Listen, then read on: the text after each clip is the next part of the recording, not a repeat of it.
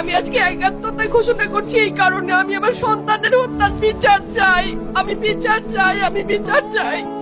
এই বিচার আপনাদের নিশ্চিত করতেই হবে। আমার সব সন্তানের কাছে আমার অনুরোধ, আপনারা আমার সন্তানের হত্যার বিচার করুন। কারণ হাদির শেষ ইচ্ছা ছিল যদি মৃত্যু হয় তবু যেন আমার মৃত্যু বিচার হয়। আমি এই বিচার চাই। ইনসাফের বাংলাদেশ চাইলে যদি মৃত্যুবরণ করতে হয়, আর কত রক্ত দেবে আমাদের সন্তানেরা? আর সহ্য করার ক্ষমতা আমাদের নাই। আমাদের সন্তানদের বাঁচতে দিন।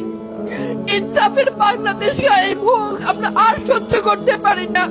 প্রশাসনের কাছে, সবার কাছে একটাই মাত্র অনুরোধ, আমাদের বাচ্চাদের বাঁচতে দিন, আমাদের ইনসাফের বাংলাদেশ দিন। কথা বলার শক্তি আমার নাই, আমার চোখ ভরে আসছে। আমি সহ্য করার শক্তি আমাদের নাই। আমাদের বাচ্চাদের বাঁচতে দিন। প্রশাসন সজাগ হবে কবে? আর কত মৃত্যু আমার বাচ্চাদের দেখতে হবে?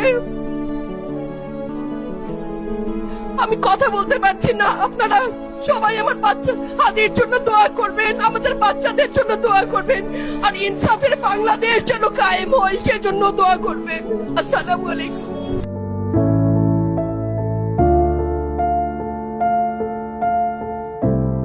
দিনাজপুর টিভি মানুষের জীবনের কথা বলে।